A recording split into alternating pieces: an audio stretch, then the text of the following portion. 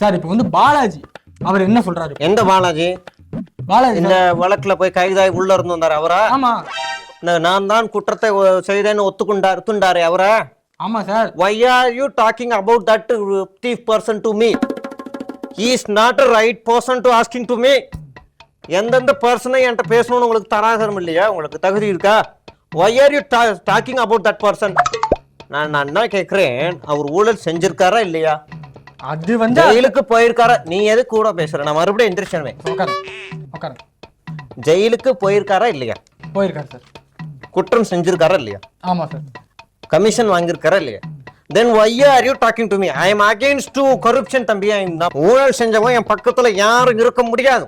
I strictly say this word in my lifetime settlement. Sir ஒரு தடவை சொல்லுங்க. ஊழல் செஞ்ச எந்த தீய சக்தியாக இருந்தாலும் எங்க பக்கத்துல கூட இருக்க முடியாது. ஒரே ஒரு தடவை எங்க மனசு வெல்ல அந்த மாதிரி எங்க ஊழல் செஞ்ச ஒருத்தர் கூட அது எங்க கட்சிக்குள்ள கூட யாருமே எங்கேயுமே இருக்கவே முடியாது. பக்கத்துல யாரையும் சேர்த்து கூட மாட்டோம். அப்புறம் ஏன் சார் இந்த ஊழல் பண்ண இந்த இது இலக்கட்சி அவங்க கூட கூட்டணி வச்சீங்க? நீ யாரால தம்பி?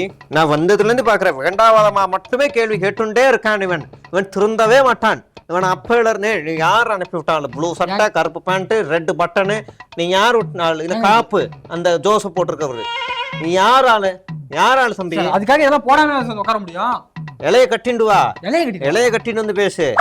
இல்ல நீ எதுக்கு ஆடியோ மட்டும் கொடுங்க.